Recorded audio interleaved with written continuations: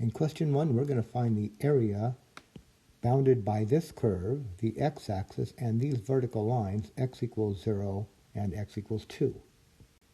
Let's start with a graph. Now, we don't have to graph it for this problem, but I'm going to put in a graph just to illustrate what it is that we're seeing. Well, here's the graph of the function. From 0 to 2, negative 9x squared plus 20x. And what we want to do is find the area under this curve above the x-axis to the right of the line x equals 0, right? X equals 0 is just the y-axis, and x equals 2.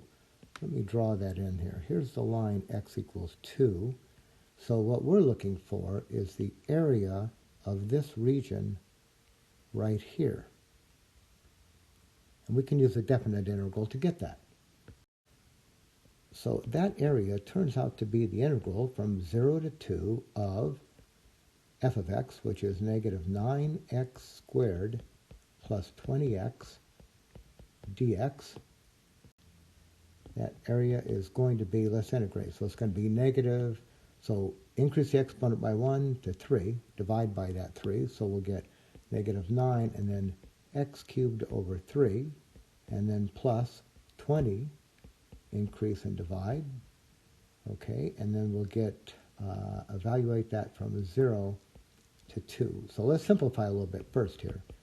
So we can do this. 3 into negative 9 is negative 3. So we'll get negative 3x cubed plus 2 into 20 is 10x squared. And we're going from 0 to 2.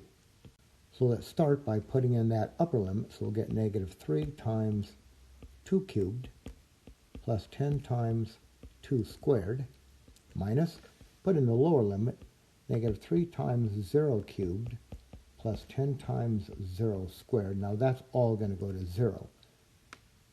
So it remains for us to make this computation right here. 2 cubed is 8, times 3 is negative 24, plus 2 squared is 4, times 10 is 40. I think we're looking at a 16 out of here.